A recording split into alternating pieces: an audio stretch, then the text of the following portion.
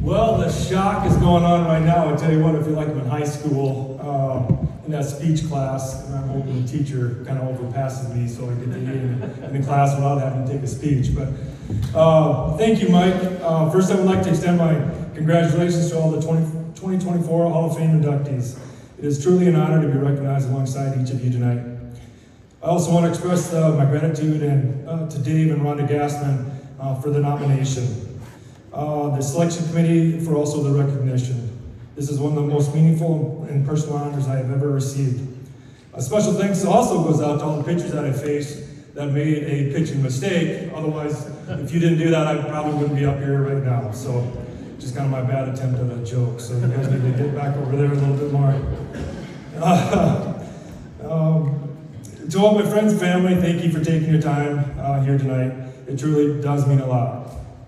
On Saturday, June 15th, I got the call as well from current man of the year in South Dakota Baseball Hall of Fame President Dan Sabers, informing me of this great honor. A lot of emotions went through me at the time, and after the call, I started to reflect on my years of baseball growing up in rural Winford, South Dakota. My thoughts naturally turned to my parents, my two sisters, and all my past teammates and coaches. They all had an impact on me in their own way, and I would not be here without their love and support today. In my younger years, I was a sporty kid growing up, and without any brothers, I had to find something to pass the time during the day. At a young age, one of my favorite things to do was to throw a tennis ball against the house or up on the roof and mimicking a baseball game. I also had a big-barreled red plastic bat that I used to hit crab apples from my grandparents' trees and found a number of rocks in the driveway and just hit absolute bounds. This was the offensive side of the game, so I had to find something. I did have two sisters, as I mentioned, but a lot of times it was hard for them to chew and walk at the same time. So I didn't want to get them into my baseball career. Love you, sis. My father worked hard day and night as a mechanic, but he was always thinking of new ways to challenge me. After his hand started hurting from catching my bullpens, he attached a car tire to the side of the barn so I could throw into that. He even drilled a hole through a baseball and tied a rope to it, and he would swing that around and I would try to hit it at the same time. Come to think of it, it was kind of a Shark Tank type of contraption. My mother worked hard in Howard, and I remember riding with her to work on days that we had baseball practice. I would put my bike in the trunk and head off to practice in the morning, where we would play workup over and over and over and over and over again. One of my youth baseball coaches is here tonight, Todd Ramnick. I don't know if I would have learned all the positions if we didn't play workup all the time, but it was a really, really good time. In afternoons, I would either find a wiffle ball game or go swimming. One time, and only one time, after the swimming pool on game day, I remember this like yesterday, but when I got home, I was exhausted from the heat and swimming, and I decided not to go to the game. To say the least, my parents were not happy at this, and it was one of those things where I had to make a decision if I was going to go to the game or I was going to be done for the year. Long story short, I did play in the game and learned a valuable lesson from my parents on that day about responsibility. This is why I preach to a lot of my young players that I coach that there's no swimming on game day, and I know you guys have probably heard that numerous times. In my junior Legion era, there were many coaches that headed these years for me and Howard. In 1990, I was part of a teener team that won state championship, coached by Dole Sage and Dave Cleese. I would say my understanding of baseball really took a step forward in my later years of Legion, while being coached by Mike Hillman, Joe Kiefer, and Brian Spader.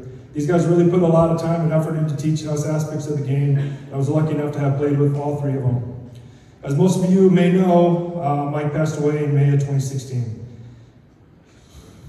He was a huge factor in my baseball development.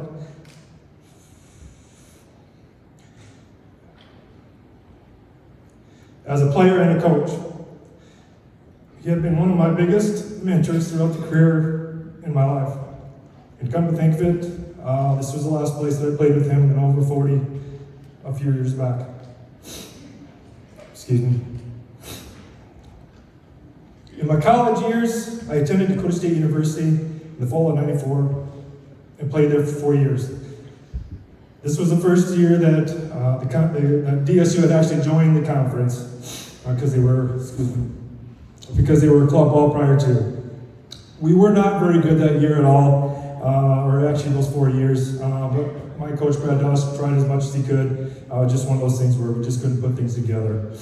I actually stress fractured my back when I was towards the end of my freshman year. And about that time, I just didn't know if I was going to get back into baseball. It was really mentally and physically tough. And I just didn't know if I was going to become that baseball player that I thought I was once becoming. Baseball was really very important to me, and not being able to play that really took strides on me. But just like that, things really turned around for me the last 2 years of college.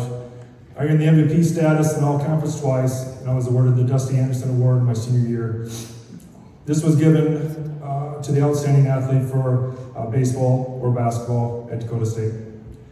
In my amateur years, I first started playing with Howard Red Sox in '95, coached by Rich Lively. As you all recall, that I did have that back injury, so I only played one game that year and was out for that remainder of the summer. My second year was the first full season in amateur ball with the Red Sox, and it was so much fun. Got to play with a lot of classmates and past coaches. And in my first game with the Flathead Cardinals, against the Flathead Cardinals, I should say, I hit my first home run of my amateur career. We had a pretty good team that year and actually made it to state and won a couple games. The Red Sox actually folded that next year just due to lack of players, so on to the Canova years. I was very fortunate and blessed to have played with the Canova gang 97 to 2017. These years we placed 5 times at state. It's hard to swallow, but 4 of those were in a row. In 2009, we finally brought home the elusive championship, ending a 30-year drought. Looking back, it wouldn't have changed a thing because I had the opportunity to play in so many different state tournaments with a number of different teammates. From day one, the gang had welcomed me with open arms, and I will forever cherish those years. There were players that would come and go, but the competitiveness and willing culture always remained.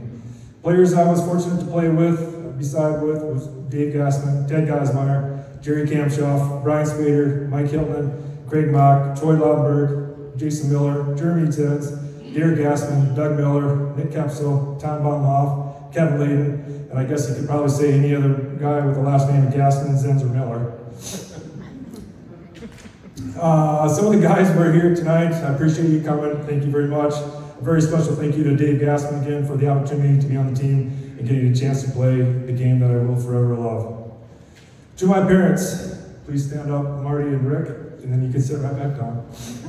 You're supposed to say hi.